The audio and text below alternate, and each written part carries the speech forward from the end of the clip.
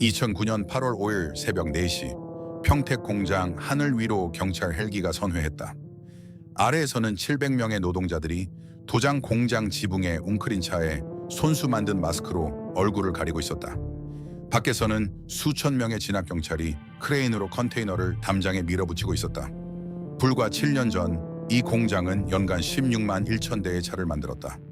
엔진에는 메르세데스 벤츠의 기술이 담겼고 그 차들은 116 6개국에서 팔렸다.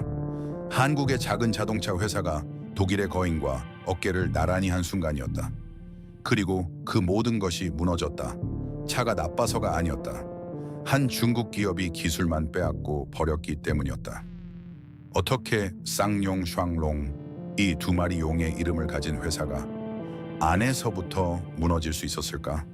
그리고 평택의 77일은 왜 수십 명의 목숨을 앗아갔고 훗날 넷플릭스 역사상 가장 많이 본 시리즈의 씨앗이 되었을까?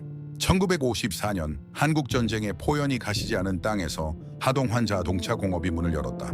창업자 하동환은 서울 근교의 작은 공장에서 시작했다. 주문서에는 화려한 브랜드 이름이 없었다. 트럭, 버스, 소방차, 그리고 미군이 필요로 하는 지프. 전쟁이 남긴 땅에서 살아남으려면 군인들이 타는 차를 만들어야 했다.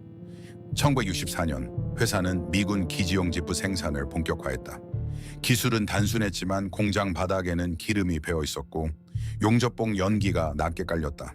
박재성은 그 시절을 기억하는 사람이다. 1985년 입사했을 때 선배들은 여전히 예전에 미국 병사들 타던 지프 만들던 공장이라고 불렀다. 그는 웃으면서 들었지만 그 말 안에 공장의 자부심이 담겨 있다는 걸 나중에야 알았다. 1977년 회사는 이름을 동아자동차로 바꾸고 덤프트럭, 콘크리트, 믹서, 견인차 등 특수목적 차량으로 영역을 넓혔다. 군납 위주의 작은 공장은 조금씩 산업용 차량 제조업체로 변해가고 있었다. 하지만 여전히 무언가가 빠져 있었다. 일반인이 사고 싶은 차, 도로 위에서 눈길을 끄는 차. 그 변화는 1984년에 시작됐다. 동아자동차는 거화를 인수했다. 거화는 미국 AMC와 합작으로 설립된 지프 조립 회사였으며 1973년부터 자체 브랜드 이름을 달기 시작한 차가 있었다. 그 이름이 코란도였다. 한국 코레아과 할 수 있다 캔두를 합친 말. 거화의 생산 라인은 경기도 평택으로 통합됐고 이 공장이 훗날 쌍용 자동차의 심장이 될 터였다.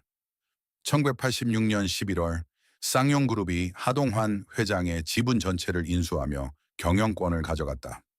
쌍용그룹의 젊은 총수 김석원은 자동차에 남다른 집착이 있는 사람이었다.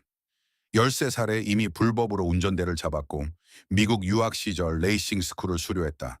그는 자택에 개인 정비소를 차려놓고 직접 차를 분해하고 조립했다고 전해진다. 소유한 차만 60대. 그런 사람이 자동차 회사를 손에 넣은 것이다. 1988년 회사는 공식적으로 쌍용 자동차, 쌍용 모터 컴퍼니로 이름을 바꿨다. 쌍용 슈앙롱. 두 마리의 용이 하늘로 오르는 형상. 로고 속 두 마리 용은 단순한 디자인이 아니었다. 그것은 야망의 선언이었다.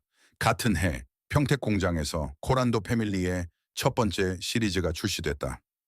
미군 지프를 만들던 공장이 이제 대한민국 소비자를 위한 차를 찍어내기 시작한 것이다. 박재성은 그날 조립 라인 끝에서 완성된 코란도를 바라봤다. 지프 공장이 드디어 진짜 차 회사가 됐다. 그것이 그가 기억하는 1988년의 냄새였다. 용접 연기와 새 페인트, 그리고 어딘가 달라진 공기. 하지만 쌍용그룹이 진짜 꿈꾼 것은 코란도가 아니었다. 김석원 회장의 눈은 유럽을 향하고 있었다. SUV 시장, 럭셔리, 메르세데스 벤츠의 이름이 붙은 무언가. 그 꿈을 실현하기 위해 쌍용은 세계에서 가장 까다로운 파트너를 찾아 나섰다. 1991년 쌍용 자동차는 다임러 벤츠와 기술 제휴 협약을 체결했다. 한국의 작은 SUV 제조사와 세계 최고의 자동차 브랜드가 같은 계약서에 서명한 것이다. 쌍용은 메르세데스 벤츠의 엔진과 트랜스미션을 사용할 권리를 얻었다. 다임러 벤츠는 신흥 시장에서 경쟁력 있는 가격에 SUV를 판매할 유통망을 얻었다. 누가 봐도 불균형한 파트너십이었다. 하지만 쌍용은 그 불균형 안에서 기회를 읽었다. 계약 이후 평택 공장은 달라졌다. 독일에서 기술 문서가 들어왔고 엔지니어들은 밤새워 번역본을 읽었다. 김현재는 그때 입사 2년차 엔지니어였다. 그는 처음 메르세데스 벤츠 OM602 디젤 엔진의 도면을 손에 들었을 때를 아직 기억한다.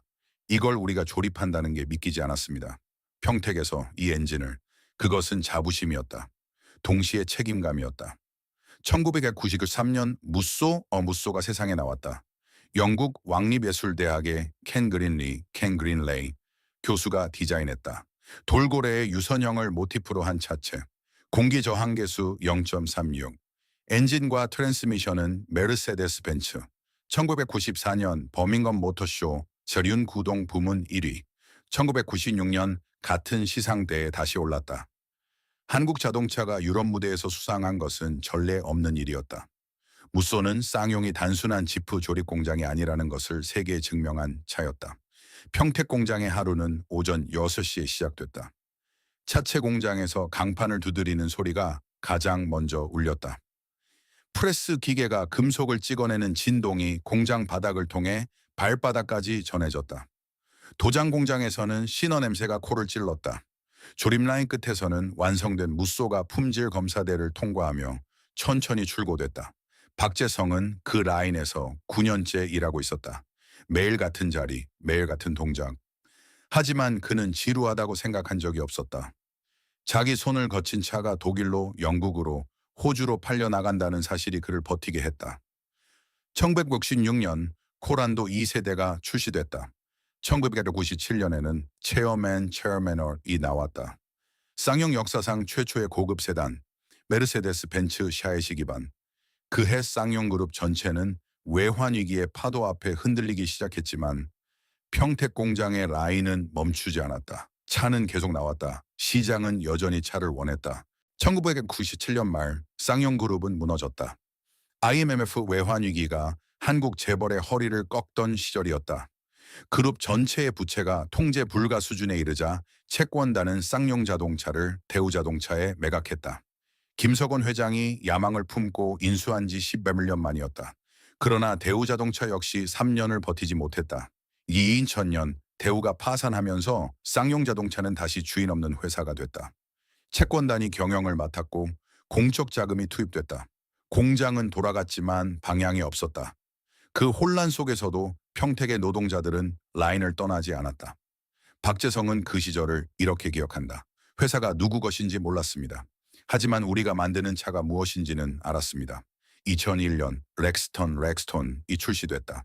이탈리아의 전설적인 디자이너 조르게토 주지아로가 디자인에 참여했다. 7인승 풀사이즈 SUV, 트랜스미션은 메르세데스 벤츠 푸지트로닉, 유럽 시장에서는 대우 렉스턴이라는 이름으로도 팔렸다. 독일 바이어들은 이 차의 변속기가 메르세데스 ML 클래스와 동일하다는 사실을 알고 고개를 끄덕였다. 그리고 2004년 쌍용자동차 엔지니어링 팀은 독일의 FEV사와 공동으로 하이브리드 핵심 제어 장치 HCU (Hybrid Control Unit) 개발에 성공했다. 한국 정부가 개발 비용의 절반 가까이를 지원한 국책 기술이었다. 김현재는 그 프로젝트의 핵심 엔지니어 중 한 명이었다. 수년간의 야근과 시뮬레이션 끝에 나온 결과물. 그는 완성 보고서에 서명하던 날을 잊지 못한다. 우리가 해냈다고 생각했습니다. 쌍용이 진짜 미래를 가지게 됐다고. 하지만 그 기술 문서에 다른 눈길이 꽂히고 있었다는 것을 김현재는 아직 알지 못했다. 2004년 10월 중국 최대 국영 자동차 기업 상하이 자동차 SOEIC가 쌍용 자동차 지분 51%를 5,900억 원에 인수했다. 언론은 구원투수라고 불렀다. 투자 약속, 신차 개발 계획, 중국 시장 진출. 약속은 크고 선명했다. 이창수 차장은 그날 경영진 회의에 배석했다. 계약서가 서명되던 순간 박수 소리가 회의실을 가득 채웠다. 그는 박수를 치면서도 어딘가 이상하다는 느낌을 지울 수 없었다. 왜인지 모르겠지만 그 박수 소리가 너무 컸습니다. 1990년대 말 외환위기의 충격이 가시기도 전에 쌍용 자동차는 조용히 방역을 시작했다. 채권단의 관리 아래 허리띠를 졸라맨 공장은 오히려 생산 효율을 끌어올렸다. 불필요한 라인을 정리하고 남은 인력을 재배치했다. 불황이 공장을 다이어트시킨 셈이었다. 그리고 2002년 그 다이어트가 끝났다. 연간 생산 16만 1천 대. 쌍용 자동차 역사상 가장 높은 숫자였다. 평택 공장 8,700명의 노동자들이 두 개의 교대 근무로 라인을 돌렸다. 무쏘, 코란도, 렉스턴이 하루도 빠짐없이 출고됐다. 무쏘는 2년 연속 국내 SUV 판매 1위를 기록했고 사륜구동 브랜드 파워 3연패를 달성했다. 렉스턴은 출시 26개월 만에 10만 대 생산을 돌파했다. 박재성은 그 시절 조립 라인의 냄새를 아직 기억한다. 아침 6시 첫 교대가 시작되면 공장 전체가 한꺼번에 깨어났다. 프레스 소리, 용접 불꽃, 컨베이어 벨트의 규칙적인 움직임. 점심시간 구내 식당에서는 600명이 동시에 밥을 먹었다. 퇴근 후 공장 앞 포장마차에서 소주 한 잔. 그때는 잔업이 많아서 힘들었는데 이상하게 그게 좋았어요. 잔업이 많다는 건 차가 많이 팔린다는 거니까요. 정규직 기본급에 잔업수당을 더하면 연간 3천만 원. 아파트 할부를 내고 아이 학원비를 대고도 조금 남았다. 그것이 2002년 평택 노동자의 삶이었다. 116개국에 수출됐다. 아프리카 사바나를 달리는 무쏘, 중동 사막을 건너는 렉스턴, 동유럽 비포장도로를 헤치는 코란도. 메르세데스 벤츠 트랜스미션이 탑재된 한국 SUV를 유럽 바이어들은 가격 대비 메르세데스라고 불렀다. 독일 딜러들은 렉스턴의 5G 트로닉 변속기를 손가락으로 두드리며 고개를 끄덕였다. 이 기어박스 우리 ML 클래스랑 같은 겁니다. 그리고 같은 해에 평택 공장 한편의 연구소에서 더 조용하고 더 중요한 일이 벌어지고 있었다. 김현재와 그의 팀은 하이브리드 제어 장치 HCU 개발 프로젝트에 매달리고 있었다. 독일 FEV사와의 공동 연구, 한국 정부 지원금, 수백 장의 설계 도면, 이것은 차 한 대를 만드는 일이 아니었다. 쌍용 자동차의 다음 10년을 설계하는 일이었다. 김현재는 매일 밤 11시까지 연구소 불을 끄지 않았다. 완성되면 쌍용은 달라질 것이다. 그것이 그의 확신이었다. 이창수 차장은 그 시절 생산관리팀에서 일했다. 매월 출고 보고서를 작성하면서 숫자가 올라가는 것을 눈으로 봤다. 그는 관리직이었기 때문에 라인에 서지 않았지만 공장 전체의 흐름을 누구보다 잘 읽었다. 2002년 연말 결산 보고서를 올리던 날 그는 잠시 숫자를 들여다봤다. 10민호만 1천 대. 이게 정점인지 아니면 시작인지 그때는 몰랐습니다. 그것이 정점이었다는 것을 세 사람 모두 나중에야 알았다. 2003년부터 수치는 조금씩 흔들리기 시작했다. 뚜렷한 원인은 없었다. 글로벌 SUV 시장의 경쟁이 치열해졌고 신차 개발 주기가 느려졌다. 하지만 공장은 여전히 돌아갔고 노동자들은 여전히 출근했다. 무언가 달라지고 있다는 것을 느끼는 사람은 많지 않았다. 2004년 10월 SAIC가 들어왔다. 그리고 공장은 달라지기 시작했다. 아주 천천히, 아무도 눈치채지 못할 속도로. 2004년 10월 상하이 자동차 SRIC가 쌍용 자동차 지분 51%를 인수했다는 소식이 전해지던 날, 평택 공장 안에서는 두 가지 반응이 엇갈렸다. 한쪽에서는 안도의 한숨이 나왔다. 주인 없이 표류하던 회사에 드디어 투자자가 생겼다. 다른 한쪽에서는 조용한 의문이 피어올랐다. 왜 하필 중국 회사인가? 그들이 원하는 것이 정말 차를 만드는 것인가? 언론은 구원투수라고 썼다. SAIC의 약속은 명확했다. 신차 개발, 생산 설비 투자, 중국 시장 진출. 쌍용 자동차는 13억 인구의 시장으로 들어가는 문을 얻을 것이고 SIC는 세계적 수준의 SUV 기술을 가진 브랜드를 손에 넣을 것이었다. 계약서의 잉크가 마르기도 전에 미래는 밝아 보였다. 이창수 차장은 그 계약 체결 회의에 배석했다. 박수 소리가 회의실을 가득 채웠던 그날, 그는 손뼉을 치면서도 마음 한구석이 무거웠다. 이유를 설명하기 어려웠다. 숫자는 맞았고 전략은 그럴듯했고 미래는 약속됐다. 하지만 SAIC 측 대표단이 계약서에 서명하기 전 마지막으로 시선을 고정했던 곳이 신차 개발 계획서가 아니라 기술 자산 목록이었다는 것을 그는 나중에야 떠올렸다. 처음 1년은 조용했다. 세이크는 경영에 직접 개입하지 않았다. 공장은 돌아갔고 월급은 나왔다. 박재성은 라인에서 똑같은 하루를 보냈다. 렉스턴 문짝을 끼우고 볼트를 조이고 다음 차체가 오면 다시 반복했다. 세이씨가 대주주라는 사실은 그의 손에 쥔 토크렌치와 아무런 관계가 없었다. 그러나 2005년부터 공장 분위기가 미묘하게 달라졌다. SAC에서 파견된 기술 연구원들이 평택에 상주하기 시작했다. 공식 명목은 기술 협력이었다. 그들은 연구소를 오갔고 회의에 동석했으며 설계 도면을 검토했다. 김현재는 그들이 처음 자신의 연구소를 방문했을 때를 기억한다. 친절했습니다. 질문도 많이 했고요. 처음에는 그냥 배우러 온 사람들이라고 생각했습니다.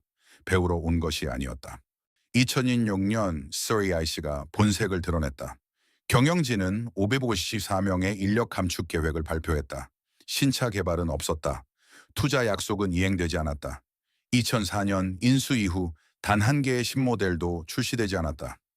공장은 2002년에 개발된 차를 그대로 찍어내고 있었다. 마치 시간이 멈춘 것처럼. 금속노조 쌍용자동차 지부는 즉각 반발했다. 2006년 7월 노동자들은 파업에 돌입했다. 7주간의 파업. 공장 일부가 멈췄다. CIC는 협상 테이블에 앉았지만 인력 감축 계획을 거두지 않았다. 결국 노조는 임금 동결을 조건으로 파업을 끝냈다. 쌍용 자동차가 입은 손실은 3,800억 원. 554명은 회사를 떠났다. 박재성은 그 파업 기간에 처음으로 공장 밖에서 피켓을 들었다. 20년 가까이 라인 안에서만 일해온 그에게 파업은 낯설고 두려운 경험이었다. 내가 이러려고 여기 온 게 아닌데. 하지만 그는 끝까지 자리를 지켰다. 함께 일한 동료들이 그 자리에 있었기 때문이었다. 파업이 끝난 뒤 공장은 다시 돌아갔다. 그러나 무언가가 돌이킬 수 없이 달라져 있었다. SI는 여전히 대주주였고 신차는 여전히 나오지 않았으며 연구소에서는 여전히 중국 파견 연구원들이 도면을 들여다보고 있었다. 2007년 쌍용자동차는 처음으로 영업 손실을 기록했다. 2008년 손실폭은 더 커졌다.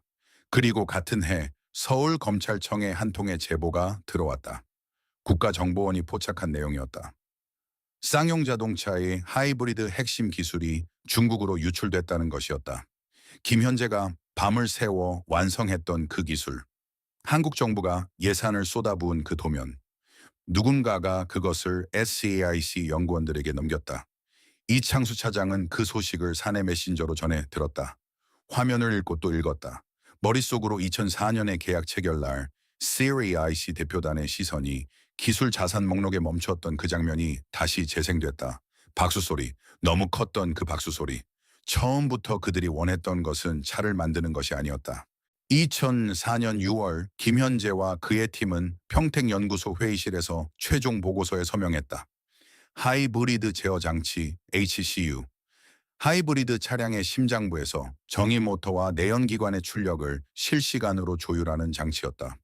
독일 FEV사와 4년간 공동 연구한 결과물. 한국 정부가 개발비의 절반 가까이를 지원한 국책 기술이었다. 완성 보고서를 손에 들었을 때 김현재는 단순히 기술 문서를 쥐고 있다고 생각하지 않았다. 쌍용 자동차의 다음 10년이 그 종이 안에 있었다. SI가 들어온 것은 그로부터 4개월 후였다. 2005년 초부터 사이크 파견 연구원들의 움직임이 달라졌다. 처음에는 회의에 동석하는 수준이었다. 그 다음에는 도면 열람을 요청했다. 그 다음에는 시뮬레이션 데이터를 보여달라고 했다. 요청은 언제나 공손했고 명목은 언제나 기술협력이었다. 김현재는 처음에는 거절했다. 그러자 SAC 측 임원이 직접 경영진에 압력을 넣었다. 경영진은 김현재를 불렀다. 협력적인 자세가 필요하다. 그 말의 의미를 그는 이해했다. 대주주의 요구였다. 2006년 7월 김현재를 포함한 쌍용자동차 수석 엔지니어 2명은 HCU 관련 핵심 기술 문서를 SAIC 연구원들에게 전달했다. 한국 정부의 허가 없이, 금전적 대가도 없이 그것은 강요였다. 그러나 그것이 범죄라는 사실은 변하지 않았다. 서울중앙지검은 2007년 1월 국가정보원의 제보를 받고 수사를 시작했다. 2009년 11월 검찰은 6억 명의 엔지니어를 기소했다. SA는 한국 기업 규정과 법률을 위반한 혐의로 수사를 받았지만 이 외교적 이유로 직접적인 형사처벌은 이루어지지 않았다. 한국 정부가 예산을 투입해 개발한 기술이 중국 국영기업의 서버로 넘어간 것이다. 그리고 법정에서 검사가 진술한 내용은 이랬다. 이들은 금전적 이익을 취하지 않았다. 그저 압력에 굴복했을 뿐이다. 김현재는 기소 통보를 받던 날 저녁 혼자 연구소 앞 계단에 앉아 있었다. 그가 밤새워 완성했던 도면들이 지금쯤 상하이 어딘가에 서버에 저장되어 있을 것이었다. 그는 자신이 배신자인지 피해자인지 구분할 수 없었다. 다만 한 가지는 알았다. 자기 손으로 쌍용의 미래를 넘겨주었다는 것을. 기술이 빠져나간 뒤 공장에 남은 것은 껍데기였다. SIC는 HCU를 손에 넣은 이후 쌍용 자동차에 단 한 푼의 신규 투자도 하지 않았다. 신차 개발은 없었다. 생산 라인 업그레이드도 없었다. 중국 시장 진출 계획은 흔적도 없이 사라졌다. 2004년 계약서에 적혔던 약속들은 단 하나도 이행되지 않았다. 2007년부터 쌍용 자동차는 적자를 기록하기 시작했다. 글로벌 금융 위기가 2008년을 강타했을 때 이미 기울어진 공장은 버틸 체력이 없었다. 판매량은 곤두박질쳤다. 재고가 쌓였다. 협력업체들이 납품 단가 인하를 요구하거나 계약을 끊었다. 평택 공장의 저녁 풍경이 달라졌다. 퇴근 후 포장마차에서 소주를 마시던 노동자들의 이야기, 주제가 바뀌었다. 차 얘기, 잔업 얘기 대신 구조조정 얘기가 나왔다.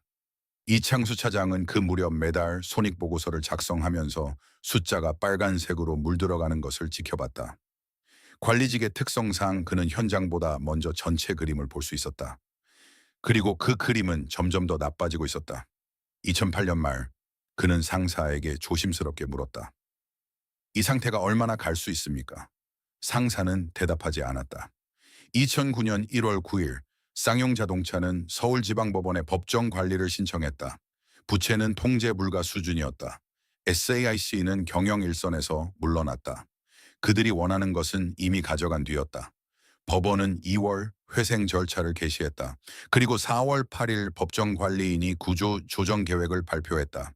2000년 시습 46명을 감축한다. 전체 인력의 3분의 1이었다. 이후 자진 퇴직자가 나오면서 실제 정리해고 대상은 976명으로 좁혀졌다. 하지만 976이라는 숫자는 단순한 인원수가 아니었다. 그것은 976개의 가정이었고 976명의 인생이었다. 박재성의 이름이 그 명단에 있었다. 그는 통보 봉투를 받아들고 한동안 뜯지 못했다. 24년 미군 지프 만들던 공장이 메르세데스 벤츠 기술로 세계 시장을 두드리던 그 모든 시간 동안 그는 이 라인에 있었다. 봉투를 뜯었다. 종이 한 장, 그의 이름 석자, 해고 예정일. 그날 밤 평택 공장 담장 너머에서 노동자들이 모이기 시작했다. 2009년 5월 21일 오전 금속노조 쌍용자동차 지부는 무기한 총파업을 선언했다. 다음 날인 22일 976명의 해고 예정자들이 평택 공장 안으로 들어가 문을 잠갔다. 그것이 시작이었다. 공장은 하루아침에 요새가 됐다. 노동자들은 지게차를 끌어다 출입구를 막았다. 미완성 렉스턴 차체로 바리케이드를 쌓았다. 철조망을 두르고 옥상에 망을 세웠다. 조립 라인에서 쓰던 철파이프가 무기가 됐다. 새 총이 만들어졌다. 볼트와 너트가 총알이 됐다. 도장 공장 안에는 수만 리터의 인화성 페인트가 있었다. 노동자들은 그것을 마지막 방어선으로 삼았다. 경찰은 불이 날 수 있는 곳엔 함부로 못 들어온다. 그것이 그들의 계산이었다. 박재성은 공장 안에 있었다. 처음 며칠은 믿기 어려운 현실이었다. 매일 출근하던 공장이 이제 자신이 갇혀있는 공간이 됐다. 조립 라인은 멈춰 있었고 컨베이어 벨트는 조용했다. 동료들과 조를 짜서 교대로 경계를 섰다.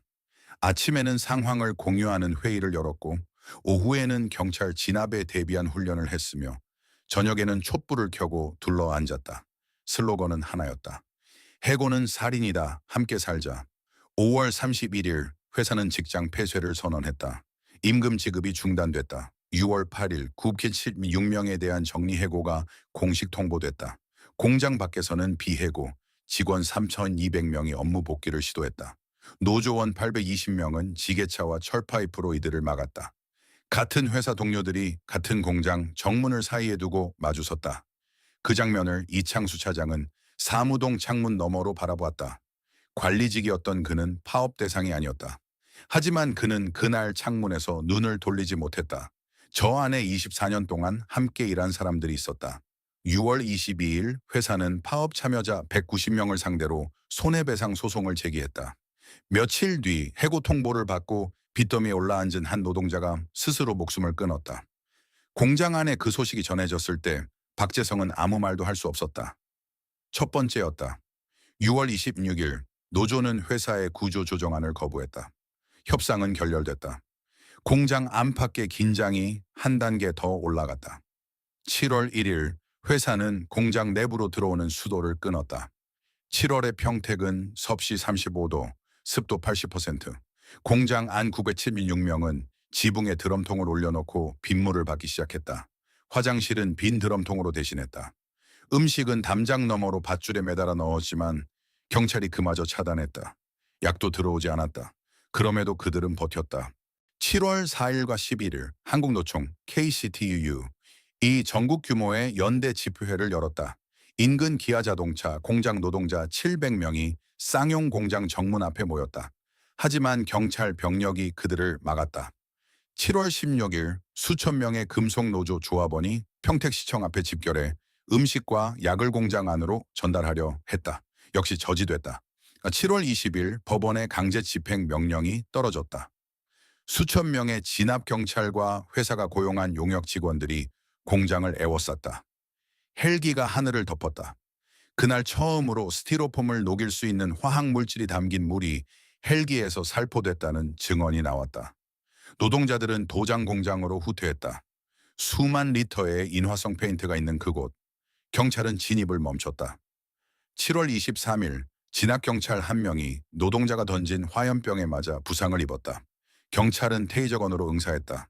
노동자 한 명이 얼굴에 부상을 입었다. 양쪽 모두 피가 났다. 7월 25일 협상 재개가 예정돼 있었다. 회사 측이 전날 일방적으로 취소했다. 이유는 노동자들이 아직 볼트를 던지고 있기 때문이었다. 그날 밤 박재성은 옥상에서 평택 시내의 불빛을 바라봤다. 집이 저기 있었다. 아내가 저기 있었다. 아이들이 저기 있었다. 얼마나 더 버텨야 하는지 알 수 없었다.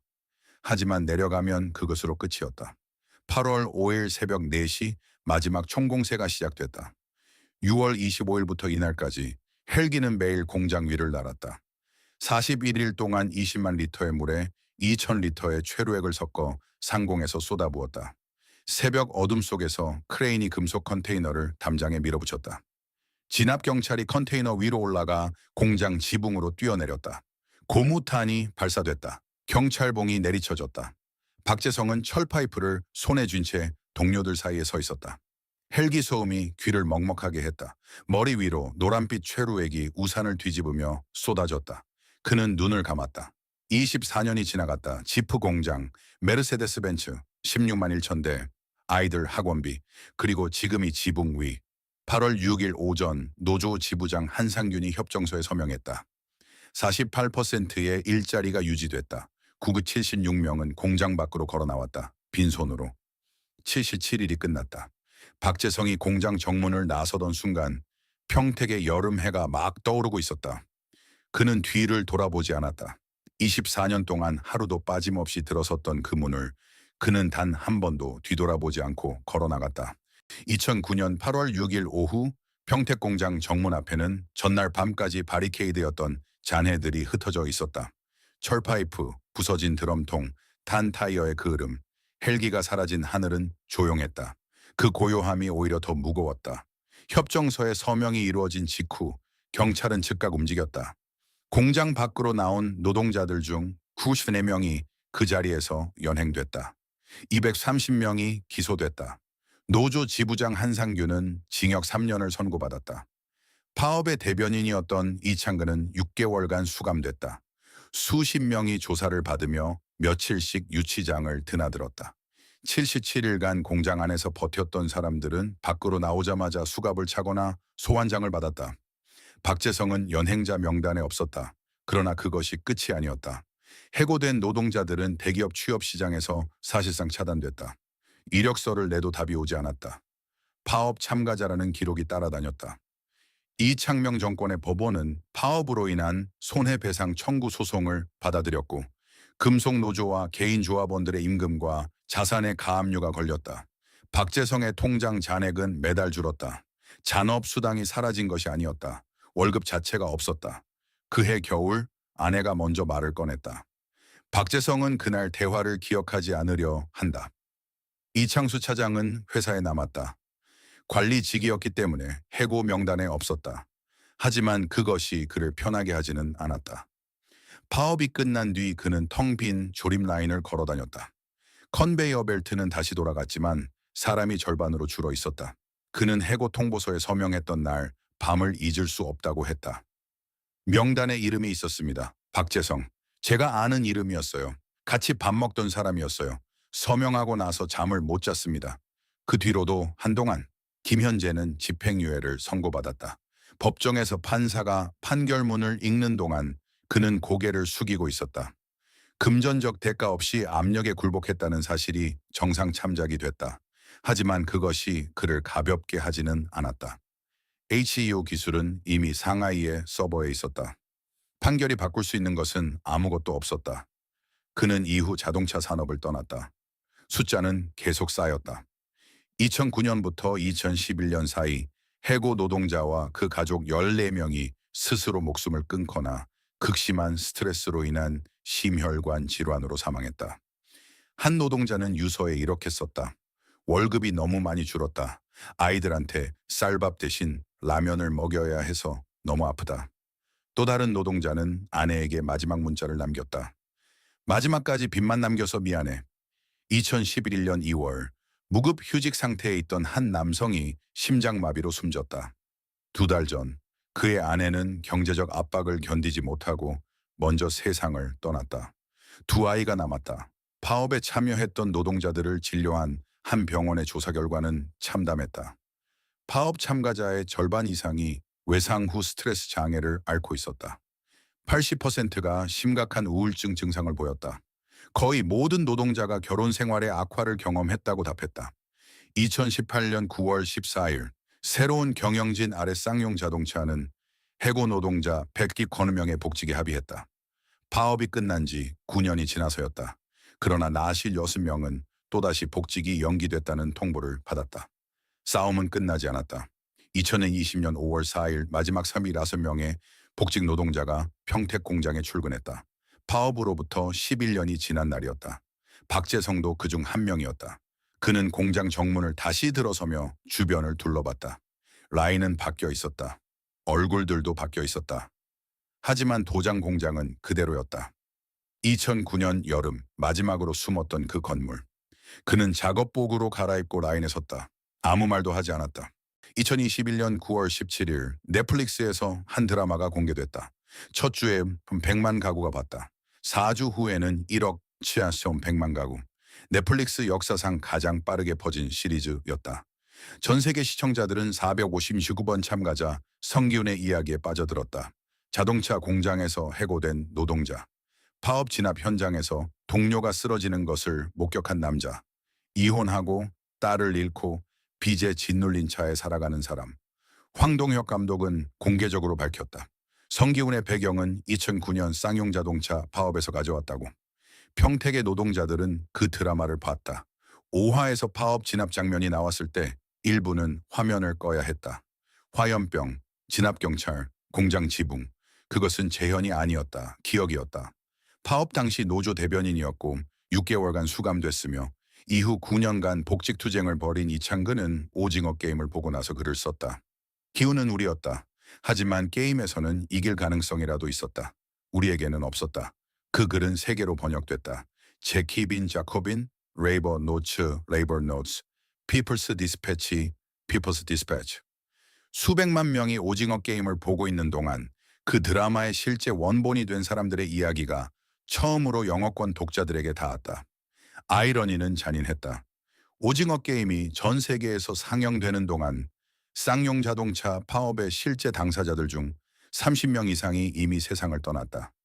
자살, 심혈관 질환, 극단적 빈곤. 스크린 속 성기훈은 게임에서 살아남았다. 하지만 그의 모델이 된 사람들은 일상에서 매년 한 명씩 떠나가고 있었다. 이창근은 그래서 이렇게 덧붙였다. 우리나라의 약한 사회 안전망이 해고를 사실상 사형 선고로 만든다. 일자리를 잃으면 수직 낙하가 시작된다. 한국은 경제협력개발기구 OECD 회원국 중 자살률이 가장 높은 나라 중 하나다. 쌍용 자동차의 이야기는 예외가 아니었다. 그것은 구조의 문제였다. 법원의 손해배상 청구는 2021년에도 유효했다. 이창명 정부 시절 제기된 소송은 문재인 정부 아래에서도 취하되지 않았다. 금속노조와 개인 조합원들을 상대로 한 27억 원의 청구, 연이자와 일별 벌금까지 포함하면 그 숫자는 계속 커지고 있었다. 오징어 게임으로 전 세계가 한국 노동자의 이야기에 눈물을 흘리는 동안 그 노동자들의 통장에는 여전히 가압류가 걸려 있었다. 그러나 오징어 게임이 한 가지를 바꾼 것은 있었다. 평택의 이야기가 더 이상 한국만의 이야기가 아니게 됐다는 것이다. 스페인, 브라질, 미국, 프랑스의 노동자들이 성기훈의 얼굴에서 자신을 봤다. 자동차 공장, 물류창고, 콜센터. 업종은 달랐지만 구조는 같았다. 회사가 팔리고 자산이 빠져나가고 사람이 남겨지는 구조. 2021년 말 넷플릭스는 오징어 게임으로 약 9억 달러의 가치를 창출했다고 추산했다. 평택에서 파업에 참여했다가 해고된 노동자들이 받은 것은 없었다. 그해 12월 쌍용자동차는 다시 법정 관리를 신청했다. 2022년 9월 KG그룹이 쌍용자동차 인수를 완료했다. 한국의 재활용, 에너지 소재 분야 복합기업, 자동차와는 거리가 있어 보이는 이름이었다. 하지만 KG그룹 회장 곽재에서는 분명하게 말했다. 공장을 닫으러 온 것이 아닙니다. 다시 만들러 왔습니다. 2023년 3월 22일 회사는 공식적으로 KG 모빌리티 KGM으로 이름을 바꿨다. 쌍용 슈앙롱이라는 이름이 사라졌다. 두 마리 용의 로고도 내려갔다. 69년간 이어온 이름의 끝이었다. 일부 노동자들은 그날 조용히 고개를 숙였다. 이름이 사라진다는 것은 단순한 브랜드 교체가 아니었다. 1954년부터 쌓아온 모든 것이 공식적으로 과거가 되는 순간이었다. 그러나 공장은 멈추지 않았다. 평택 공장의 생산 라인은 재편됐다. 내연기관과 전기차를 동시에 조립할 수 있는 멀티모달 라인이 도입됐다. 토레스 EBX, 배터리는 BYD의 리튬인 산철, 주행거리 500km. 쌍용 자동차 역사상 처음으로 순수 전기 SUV가 평택에서 만들어지기 시작했다. 공장 지붕에는 태양광 패널이 올라갔다. 폐수 재활용 시스템이 가동됐다. 2020년 대비 탄소 배출량 40% 감소. 연간 생산 능력은 25만 대. 박재성은 그 라인에 서 있다. 복직한 지 3년이 지났다. 손에 쥔 공구는 바뀌었다. 조이는 볼트의 종류도 달라졌다. 하지만 몸이 기억하는 동작은 같았다.